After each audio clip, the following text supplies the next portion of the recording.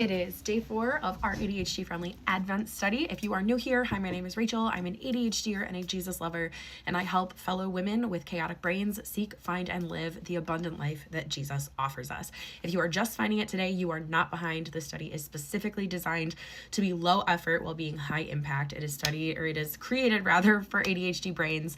So even if this is your first day seeing this study, you are in the right place. Let's get into it. But real quick, there is a free workbook that goes along with this. You can download that at the link in my bio. Okay, let's dive in for today.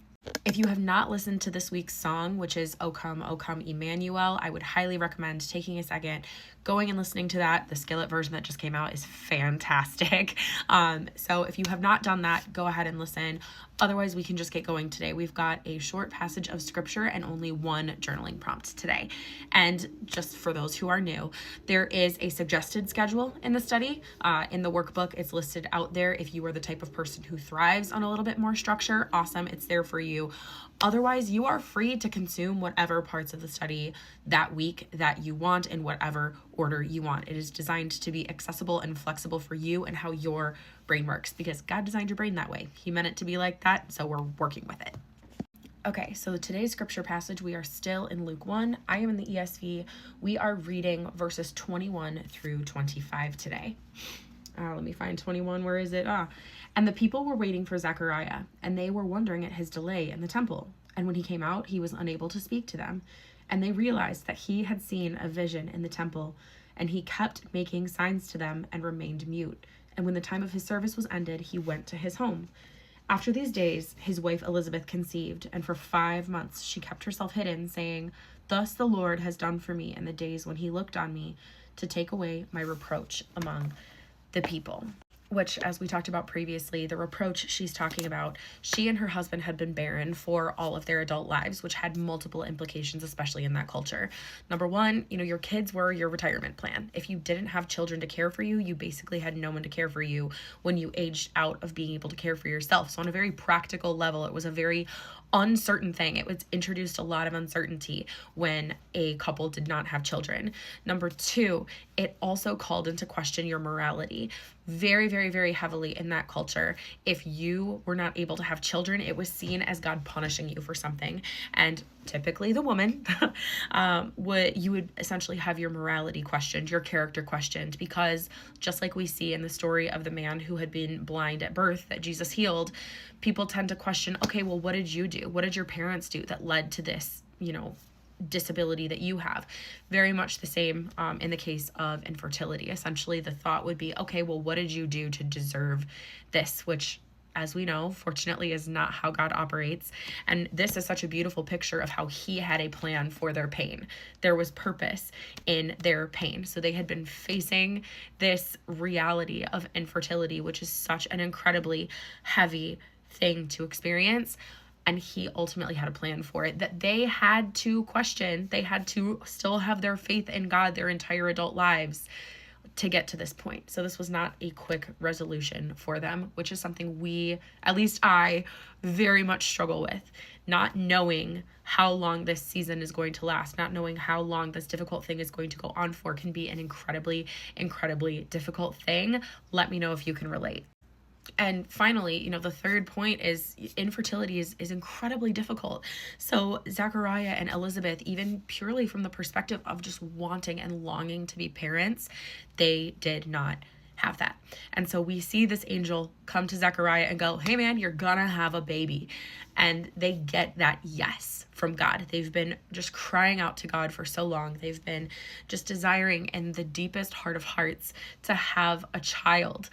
And they get that yes. And Zechariah's immediate response is to go, "But how's that going to happen?" He goes, "How shall I know this? For I am an old man and my wife is advanced in years." He's like, "You're going to have to prove it to me, my guy," which is the wrong answer. Now, before I dig too deeply in here, let's go ahead and read the third scripture journaling prompt, which is the only journaling prompt that is on the docket for today. When you receive a yes from God, what is your typical response?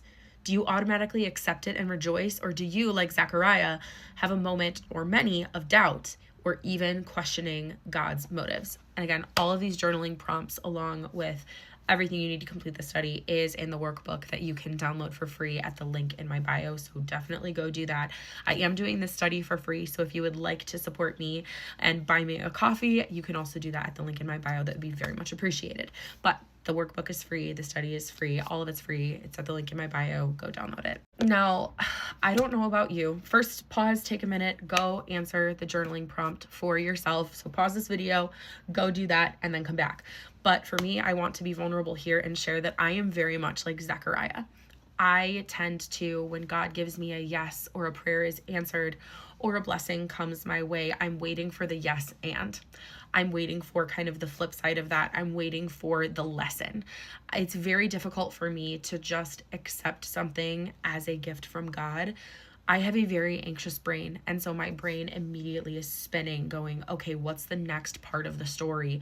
This is a wonderful thing, yeah, but nothing is ever truly perfect. So if nothing's ever truly perfect and God constantly wants to refine us and make us better, what is the bad part of this that's going to refine me and make me better? Because in my experience, refinement can be and has been for me a very painful process. I've been in a season of refinement for about 4.5 years now, pretty much since my son was born. And it's been really difficult. It's been really brutal. And while there's been so much beauty in this season as well, I am now married to a wonderful man. I have 2 other incredible kiddos whom I love very, very much. We have a wonderful home. I even have the chickens that I wanted my entire life. There's so much beauty that came as a result of God's yeses to me in this season, but it is still very dark. It is still very challenging. There are still so many unanswered questions. And so if you are in a similar place where getting a yes from God, receiving something you've been praying for, hearing that door finally creak open that you've been knocking at for so long, you are in a very normal place and you are in good company if that door creaking open leads to more questions and leads to hesitation. We see here in the text from Zechariah that that's not the correct response. So we are, called to fully trust in God. We are called to rejoice in the things that He gives us. He has a plan to prosper us and not to harm us. But that is not a promise of prosperity gospel.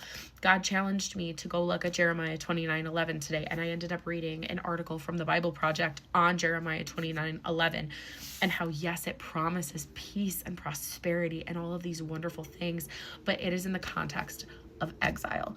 God is telling the Israelites when they are exiled in Babylon, hey, yeah, I brought you out of Egypt and I gave you the promised land, and now you've been pulled out of the promised land. The land was very much part of their identity, and they once again had been pulled out of their home and sent into exile. They were oppressed. They were overworked. They were in what seemed like this very terrible situation. And there were prophets at that time telling them, don't worry, this is only going to last 2 years. 2 years and you guys are out. You will be good to go. And that was a lie. That was not the truth. And so Jeremiah, when he wrote these letters that then were sent to the people who were exiled living in Babylon,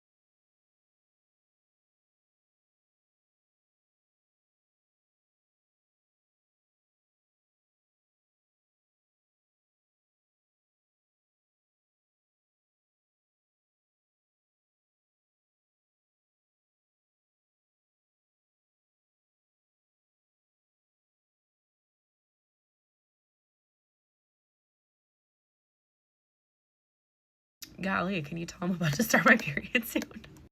even in the darkest times imaginable, even when our circumstances do not change, there is so much that we can do to experience God's beauty for us, that He has in mind for us, that ultimately leads to His glory and our good. We can still experience that now, even in the midst of exile, even in the midst of the darkest season imaginable, in the midst of whatever you are dealing with. If it is cancer, if it is job loss, both of those are on our plate right now. If it is the loss of a child, if it is the destruction of a marriage, if it is just a season of melancholy and you're not sure why, whatever you are struggling with, God cares so incredibly deeply about it, and He has a plan for your good and for your peace, but that might include putting down roots in this season. And that is something that I am wrestling to come to terms with here. And I am working on preparing my heart so that when that next yes comes, when that next door starts to creak open that I'm knocking at, my response can be joy instead of trepidation. So I invite you to join me in that today.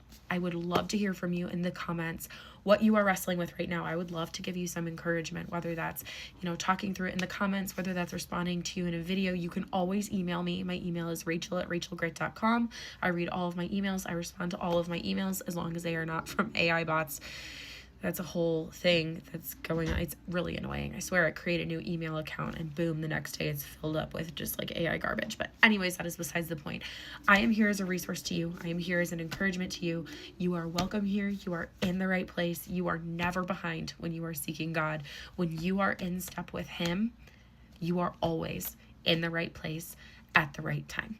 So that is all I have for you today. I would love to hear your thoughts in the comments. These episodes are available on my podcast, the True Grit Podcast with Rachel Grit. You can find the link to that in my bio. So if you would prefer an audio forward format, that is available to you as well. Make sure you follow, make sure you like, comment, share this video with a friend who needs to hear it. Feel free to go back and watch the other days. The goal is to keep it short and accessible. Again, we're going for low effort, high impact. That is the sweet spot for ADHD brains. But thank you so much for joining me today, and I will see you in the next one. Bye.